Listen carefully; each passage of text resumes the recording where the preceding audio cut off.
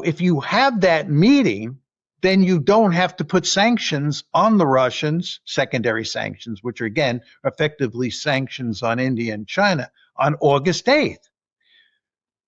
What happens is Witkoff goes, talks to Putin. Putin, of course, agrees to a meeting because a meeting is manna from heaven for Putin, for reasons we talked about at the start of the show, right? He agrees.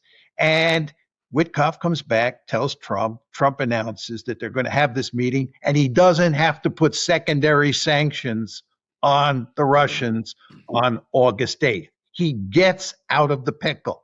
And it's this meeting yesterday that does the trick. So one could argue that the meeting yesterday was, in a way, a victory for Trump because he got away from that promise. And furthermore, as we talked about before, it's very important to understand that he was asked after the meeting whether or not secondary sanctions would be put on the Russians. And he basically said that ship has sailed. So he has taken, at least up to now, you can never know for sure with Trump, but he has at least for now solved that big problem that he had. Yeah. But all this is to say, guys, the fact is that we have no cards to play here.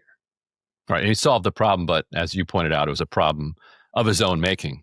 Absolutely. So since with Ukraine coming next week, I want to ask you from Ukraine's perspective, and I'll put up, I think this is roughly a fairly recent sense of where the front lines are. Ukraine still has access to the Black Sea along these, if these lines were frozen. From what I hear from Ukrainians, they say, okay, it's actually just going to give Russia a chance to regroup.